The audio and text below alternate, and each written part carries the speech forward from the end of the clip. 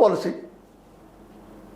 ಬೇಕಾದ ಮತ್ತು ಬೆಳಗ್ಗೆ ಸೀರೆ ಬೇಡ ಮತ್ತು ಬೇರೆ ಇದು ಕಹಿ ಶಾರ್ ಅವ್ರು ಎಷ್ಟು ಟೀಕಾ ಮಾಡಿಲ್ಲ ನಿಮ್ಮದು. ಅದರಲ್ಲೂ ಮುಖ್ಯವಾಗಿ ಈ ಒಂದು ಏನು ಲೋಕಸಭಾ ಚುನಾವಣೆಯಲ್ಲಿ ಆಗಿರ್ಬೋದು, ಮತ್ತೊಂದು ಆಗಿರ್ಬೋದು. ಅದಕ್ಕಾಗಿ ಮತ್ತು JDSಗೆ ಇಲ್ಲಿ ಎರಡೂ ಕಡೆ ಬಂದ ಪ್ರಚಾರ ಮಾಡಿ, ಅದರಲ್ಲೂ ಅಜ್ಜ ಬಂದಿದ್ರೆ ಅಂದ್ರೆ ದೇವೇಗೌಡರು ಬಂದಿದ್ರೆ ಪಾರ್ಟಿಗೆ ಹೆಚ್ಚು ಲಾಭ ಆಗ್ತಿತ್ತು, ಅವ್ರಿಗೂ ಹೆಚ್ಚು ಲಾಭ ಆಗ್ತಿತ್ತು. ಸೋತ್ರ ಯಡಿಯೂರಪ್ಪ ಹೋಗ್ತಿತ್ತು, ಗೆದ್ರೆ ಇವ್ರಿಗೆ ಬರ್ತಿತ್ತಲ್ಲ.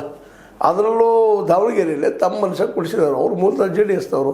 ದಾಸ್ ಕರಿಯಪ್ಪ JDSದವರು, ಇವರು JDS ಪ್ರತಿನಿಧಿಂಥವರು ಶ್ರೀನಿವಾಸ್ ಅವರು.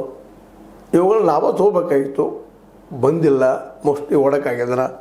ಯಾಕಂದ್ರೆ ನಿಖಿಲ್ ಕುಮಾರಸ್ವಾಮಿ ನಮ್ಮಪ್ಪ ಸೇಮ್ ಆಗ್ಬೇಕು ಅಂತೇಳಿ, ವಿಜಯೇಂದ್ರ ಅವ್ರ ಅಪ್ಪ ಯಡಿಯೂರಪ್ಪಗೆ ನನ್ನ ಮಗನ ಸೇಮ್ ಆಗ್ಬೇಕು ಅಂತೇಳಿ ಇದು ಅಲ್ಲಿ ಬಂದಿದ್ದು ತಿಕ್ಕಾಟಕ್ಕೆ ಕಾರಣ ಆಗಿರ್ತದೆ. ಒಂದು ಇವತ್ತು ಯಡಿಯೂರಪ್ಪನವ್ರು ಇಲ್ಲಪ್ಪ ಎಚ್ಚರಿಕೆ ಅವರು ಸೇಮ್ ಆಗಲಿ ಅಂದ್ರೆ ನಿಶ್ಚಿತವಾಗಿ ಓಡಾಡ್ತಾರೆ ಅವರು.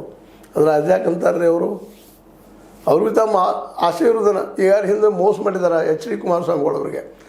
ಮುಖ್ಯಮಂತ್ರಿ ಆಗುವ ಸಮಯದಲ್ಲಿ ಕೈ ಕೊಟ್ಟು ಹೋಗಿಬಿಟ್ಟಿದ್ರು, ಮತ್ತು ತಾವು ಆಗಿದ್ದರು.